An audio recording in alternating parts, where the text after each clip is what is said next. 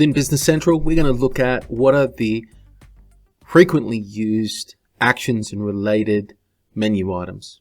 Let's start with related, and we're looking at related to this order. We can see statistics. If you click on that, it's going to give you the ability to see statistics on this particular transaction, all the way down to invoicing, shipping, prepayment, customer statistics. Gives you some rich information about just on this sales order. We're going to go back to related. We're going to look at the related customer record, the related dimensions.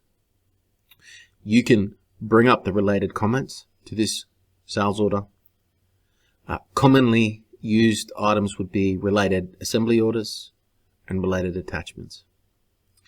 From the documents, you can see posted shipments. So if you've already shipped some of this order, you'll see the shipping documents here. You'll see the invoices here. These are posted documents.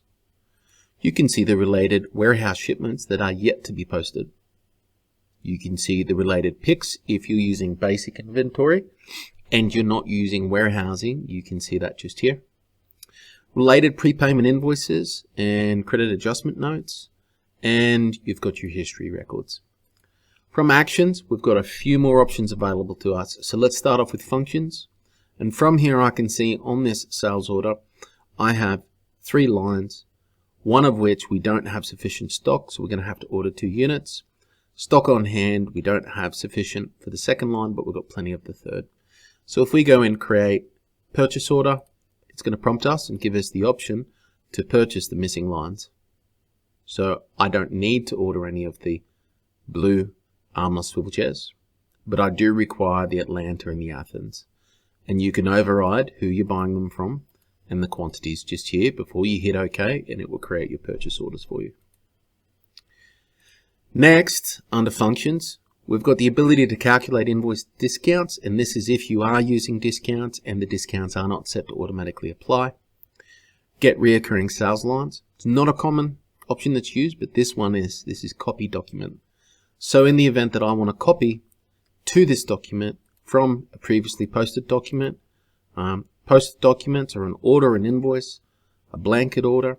You can copy relevant information.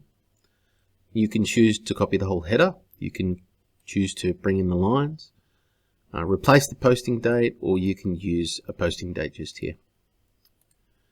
Back to actions, functions. I would then look from here to your planning, which shows you your order promising, demand, planning capabilities. Workflows, if they're enabled. If your organization requires you to use approval, you'd be using the request approval function here, or you can turn around and use it through the request function through action. You can act to create warehouse movements. So for example, an inventory pick and put away. All right, this is if you're using basic inventory, and if you're using advanced inventory, create your warehouse shipment. Against posting, we've got the ability to see more options in posting that's available on the posting here, including posting of your prepayment invoices. We have the ability to print documents, a work order, pick instruction, and labels. Lastly, you can email the confirmation to your customer.